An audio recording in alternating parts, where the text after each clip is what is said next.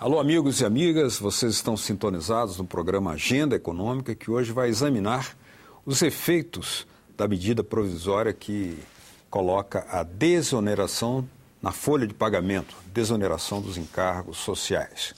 De tempos em tempos, volta à tona o debate sobre a questão dos encargos sociais no Brasil. O tema polariza opiniões e constitui-se em importante divisor de águas quando são discutidas alternativas de políticas de emprego e renda. Mais recentemente, o debate tem sido colocado em torno da proposta de desoneração da folha de pagamentos, feita por medida provisória do governo, como forma de redução de custos das empresas e aumento de sua competitividade internacional, num cenário de forte valorização do real frente ao dólar. Para examinar esse tema, bastante complexo, o Agenda Econômica convidou o economista Clóvis Roberto Scherer, supervisor do DIEESE, que é o Departamento Intersindical de Estatística e Estudos Socioeconômicos. Participa desse programa o jornalista Floriano Filho. Dr. Clóvis Scherer, muito obrigado por ter aceito o nosso convite. Eu que agradeço. Esse tema é muito polêmico, como já foi dito, mas vamos examinar inicialmente dois pontos de vista mais polêmicos. O primeiro, sustentado mais pelos empresários, é que o Brasil tem um custo muito elevado de seus encargos sociais, que, segundo estudos que eles apresentam, chegaria até 102% para as empresas, né, sobre o pagamento dos salários. Dizem eles, aspas, o Brasil tem uma elevada incidência de encargos trabalhistas sobre a folha de pagamentos, ou seja, o empregado custa para o empregador 2 vezes o valor de seu salário. É um texto da CNI. Essa situação inibiria, na opinião deles, o aumento do emprego formal e colocaria o Brasil em situação desfavorável na comparação internacional. Como é que o senhor analisa essa opinião sustentada pelos empresários? Bom, essa opinião, em primeiro lugar, ela confunde dois conceitos que se tem na questão do custo do trabalho, né? Conceito de custo total e de encargo social. E o DIEESE fez um trabalho já nos anos 90, quando se colocou fortemente esse debate sobre o peso dos encargos sociais na folha, esclarecendo que, na verdade, os encargos sociais estrito sensu, os encargos tributários, a contribuição previdenciária, ela representa algo em torno de 25% a 28% sobre a remuneração do trabalho, a remuneração do trabalhador. O que ocorre é que muitos analistas consideram como encargos sociais componentes daquilo que a gente chama de remuneração, tais como as férias remuneradas, o descanso semanal remunerado, o fundo de garantia, que nada mais é do que uma remuneração diferida, ou seja, o trabalhador vai receber esse valor quando ele ou se for despedido. Então, ao se dizer que os encargos sociais custam 100% a mais do que o salário, na verdade, os empresários estão juntando encargos sociais e direitos trabalhistas e propondo a sua redução, o que para nós é um risco, porque reduz direitos que são já bastante restritos no caso brasileiro. Agora, com relação ao aspecto se esses encargos sociais são relativamente altos ou baixos, aí também é preciso que se diga que os nossos encargos sociais, somados ao custo do trabalho, não tornam a mão de obra cara em comparação com outros países do mundo. Então, por exemplo, recentemente o Departamento de Estatística do Ministério do Trabalho dos Estados Unidos soltou dados de 2010 mostrando que o custo horário do trabalho na indústria manufatureira do Brasil era de, por exemplo, 1/3 do que se pagava na Alemanha. Então, é bem baixa a nossa remuneração horária do trabalho aqui no Brasil, comparativamente a esses países desenvolvidos. Está num patamar mais ou menos similar a de outros concorrentes do país. E nós temos um encargo social que ele se aproxima em termos de percentual sobre a folha de níveis de países desenvolvidos. Não excede esses outros países, mas composto com o custo total, mesmo assim a mão de obra não é cara no Brasil. Agora, quando se faz esse tipo de comparação com outros países, a gente não deveria também levar em consideração o tipo de produto e da especialização e da inovação dos produtos que estão sendo elaborados pelos trabalhadores, porque se a gente compara simplesmente Brasil, Estados Unidos e Alemanha, como foi o caso que o senhor mencionou aqui, mas não leva em conta que, por exemplo, um trabalhador alemão ou nos Estados Unidos possam estar produzindo um automóvel, ou um navio, ou um bem qualquer que tenha um grau de especialização e de penetração no mercado internacional, de valor no mercado internacional muito maior, você não teria que também levar isso em consideração nessa equação para saber exatamente se o custo do trabalho aqui no Brasil está alto ou baixo? Na verdade, o custo é muito mais baixo. O que ocorre, e aí um pouco na linha do que você está colocando, é de que a produtividade da indústria, por exemplo, da Alemanha, dos Estados Unidos, por incorporar mais tecnologia, por estar concentrada em setores com alto nível tecnológico, ela tem um valor agregado muito maior. Então, apesar do custo horário do trabalho lá ser mais elevado, mesmo assim a indústria alemã, a indústria americana produz numa produtividade tão elevada que consegue pagar esses salários mais elevados e ainda assim ter bons resultados. Então, com isso a gente pode concluir que, na verdade, o problema da nossa indústria não é tanto um problema de custo da mão de obra, mas sim de incorporar tecnologias, desenvolver sua capacidade produtiva em setores de valor agregado mais elevados e assim poder se colocar num patamar mais alto em termos de geração de renda e de empregos de boa qualidade e que consiga pagar salários melhores.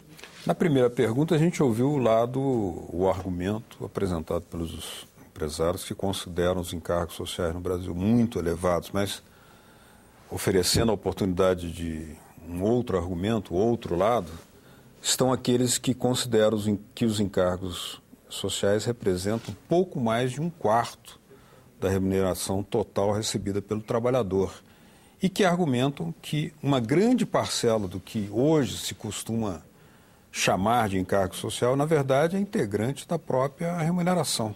Você podia desenvolver mais esse raciocínio? Então, se você tem, por exemplo, um trabalhador que hoje receberia R$1.000, né, você vai ter, sobre esse salário de R$1.000, você vai ter férias, né, proporcional, o fundo de garantia, 8%, e sobre esses valores ainda há os 20% da contribuição previdenciária patronal e mais alguns encargos que são associados ao sistema S, ao salário educação.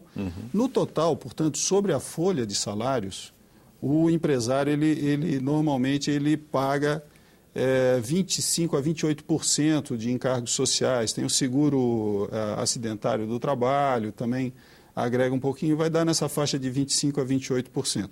Fazendo uma ressalva, inclusive, que as empresas que estão enquadradas no Simples já não têm esse encargo social, que já foi, digamos, desonerado há alguns anos. Então, nós estamos falando de que esses encargos de 25% a 28% afetam principalmente as empresas maiores que estão enquadradas no sistema de lucro real, lucro presumido.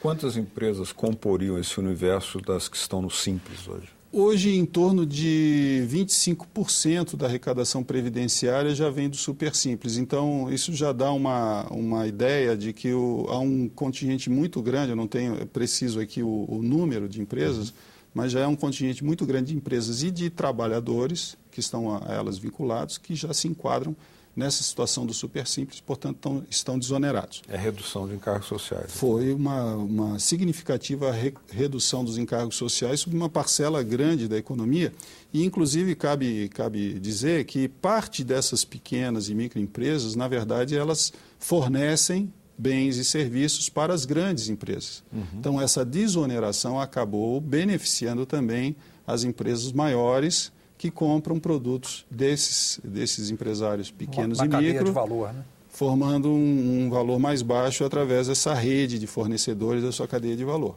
Alguns críticos também alegam que não há flexibilidade para redução dessa carga, desses encargos sociais, né? E novamente comparando com os Estados Unidos, por exemplo, onde os sindicatos foram desmantelados, sobretudo, ou boa parte dos sindicatos, né, sobretudo a partir do governo Reagan, né? Do ponto de vista do investidor, isso gera um obstáculo muito grande, o fato de não haver uma forma de flexibilizar esses encargos sociais? Bom, os encargos tributários, realmente eles são definidos por lei e não existe um mecanismo de você fazer uma redução fora essas que já estão enquadradas, por exemplo, no Supersimples, né? Agora, com a lei da desoneração, a coisa muda de figura, mas mesmo assim é definido em lei. No entanto, as relações de trabalho no Brasil, quando você passa a negociação coletiva, existe uma certa flexibilidade, não nesses itens, mas em outros itens que vêm associados ao custo do trabalho, que são aqueles itens negociados livremente entre patrões e empregados. Então, nós temos até um mecanismo de negociação coletiva no Brasil que é muito usado, né? Tanto sindicatos, trabalhadores e empresários procuram a negociação para resolver os seus conflitos, as suas demandas, e isso dá uma certa margem de manobra aos empresários, né? Mas nós temos, de fato, uma lei trabalhista e previdenciária que é definida, né, por estatutos normativos legais e que, portanto, limitam um pouco essa flexibilidade com relação a alguns outros países, mas que também têm sistemas de seguridade, por exemplo, na Europa, bastante fortes, bastante protetivos, né, protetores do trabalho e das questões sociais. Agora, na Europa está havendo uma perda, uma destruição desses fatores de proteção dos direitos dos trabalhadores agora, né? A crise tem colocado em xeque o modelo de desenvolvimento da Europa, mas mesmo assim, se você for a um país europeu, ainda mantém uma série de mecanismos de proteção, com seguro-desemprego, questões sociais que são garantidos, principalmente nos países mais importantes, como a França, por exemplo, que tem mecanismos de seguridade social bastante desenvolvidos ainda, né? Agora, sem querer deslocar o eixo para a Europa, porque o assunto aqui é a questão dos encargos trabalhistas aqui no Brasil, mas a gente vê que lá, por exemplo, primeiro há uma desigualdade muito grande entre determinados países europeus, né? Você tem países com índices de desemprego que ultrapassam até 15% da economia, da população economicamente ativa, e outros países que chegam a ter índices de 5%, 4% de desemprego, como no caso da Áustria ou da Alemanha, né? Quer dizer, também não adianta ter encargos sociais e trabalhistas muito pesados sem você ter pelo menos a possibilidade de encontrar um trabalho, um emprego, né? É verdade, né? A questão da geração de emprego e a renda do trabalho continua sendo a forma principal de renda da população. Eu acho que nós temos que olhar o nosso sistema de seguridade social também pela ótica positiva, porque ele foi, por exemplo, um fator muito importante para o Brasil atravessar a crise em 2008 e 2009. Através dos sistemas de previdência social, por exemplo, e outras políticas de seguridade social, o Brasil conseguiu fazer a renda circular, cair na mão das famílias trabalhadoras e de menor renda, e que foram ao consumo e que sustentaram um nível de atividade muito importante, né? Tanto é assim que o Brasil foi um dos primeiros que se recuperou da crise. Justamente a crítica que se faz hoje às políticas na Europa é de que os sucessivos cortes nos gastos sociais, nos gastos públicos, podem até levar esses países a enfrentar maiores dificuldades, porque não vão ter renda disponível na sociedade para movimentar a economia. Agora, voltando àquele tema, o que inibe o crescimento do emprego, né? Se são os encargos sociais elevados ou não, existe aí um grupo de analistas que afirmam que essa inibição está muito longe dos encargos sociais, que para eles o peso estaria muito mais relacionado às condições macroeconômicas que dificultam o investimento e a demanda interna. Por exemplo, eles citam altas taxas de juros, arroxo monetário, arroxo fiscal, a ausência de políticas setoriais consistentes em ambiente de incerteza econômica. Como é que o senhor analisa? Eu acho que essa análise tem muito fundamento, até porque se nós formos observar o que ocorreu desde 2003 no Brasil, nós tivemos um crescimento econômico bastante importante, né, com esse nível de carga tributária que nós mencionamos aqui.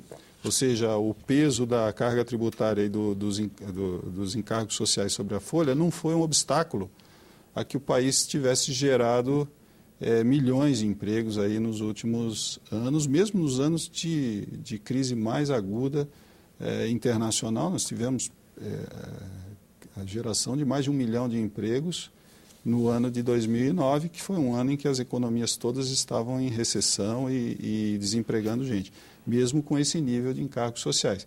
E eu concordo de que os fatores, inclusive de competitividade industrial, que mais afetam o país, são justamente uma taxa de câmbio extremamente desfavorável, juros reais muito elevados, que oneram as empresas, uma infraestrutura que precisa ser melhorada, que permita, né, as indústrias ter logística e capacidade de escoar seus produtos com maior eficiência, além de outros inúmeros fatores aí macroeconômicos. No próximo bloco, a Agenda Econômica vai analisar aqui quais os fatores que poderiam gerar algum tipo de problemas nessa proposta de desoneração dos encargos sociais sobre a Previdência, por exemplo. E qual o grau de certeza de que isso vai realmente gerar crescimento de empregos. Continue com a gente.